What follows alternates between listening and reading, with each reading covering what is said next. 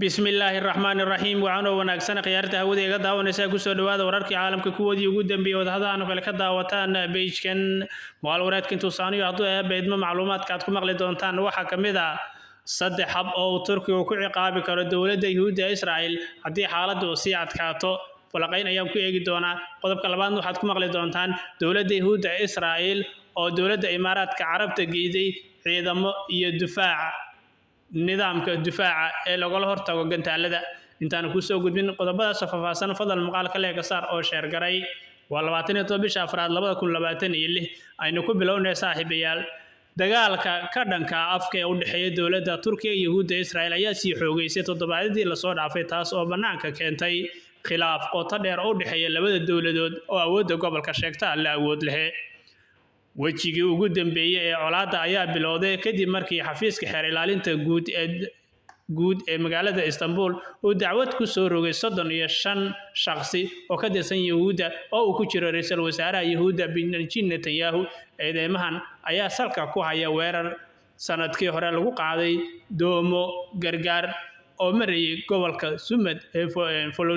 Florida lagu magacaabo xilli ay halkaasi biyaha caalamiga ay marayeen oo Israa'iilna ay weerartay dacwadan heer ilaalinta ayaa lagu dalbanayaa in xabsi dheer loo taxaabo Netanyahu oo u arkay isaguna tallaabadaas mid sii horin karta xiisadda maadaama lagu guda jiro sanadka doorashada ra'iisul wasaaraha Yahuudda ayaa isaguna dhinaciisa istifaacaya ayaa wuxuu samiicadiisa siyaasadeed ku difaacay gaar ahaan xilli xabad joojinta Mareykanka iyo Iiraan ay si toos ah uga dhigan tahay taageerada gudaha dalkiisa sida uu uga jawaabay Netanyahu eedeymaas ayuu isna wuxuu bartiisa Twitter-ka X loo yaqaan ku soo qoray isagoo ku eedeynaya madaxweynaha Turkiga Erdogan inuu xasuuq u geystay muwaadiniin Kurdi ah Netanyahu ayaa weerarka isagana ku qaaday Erdogan ayaa waxa laga yaabaa inuu tallaabadan siyaasadeed oo u arko mid laga maarmaan ah oo uu ku kasban karo codbixiyaasha aan go'aanka weligood aan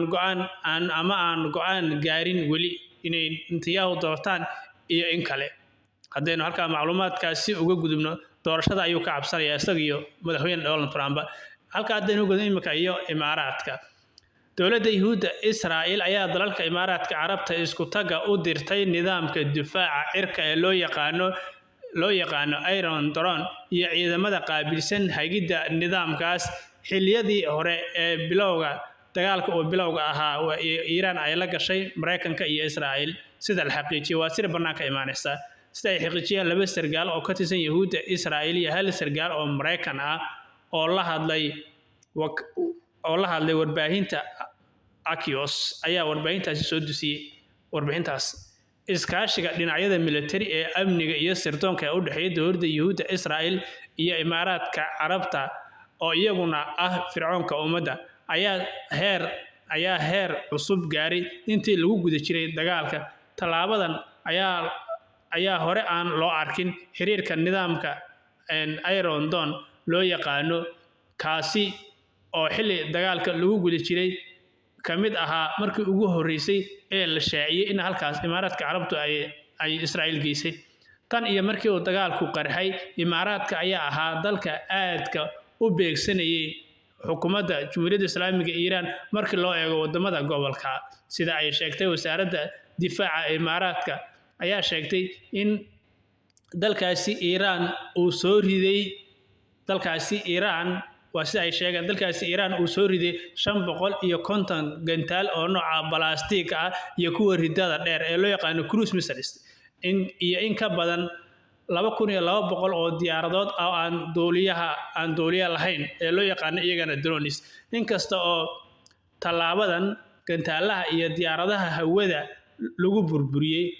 haddana qaar kamid ah ayaa ku guuleystay in ay ku dhacaan bartilmaameedii military ee Iiraan ay ugu tala gashay iyo dad rayid oo halkaasi gudaha dalkaasi ay wax ku gaareen saaxiibayaal waxyaalihii dambe ka soo cusmaanada macluumaadiyad kale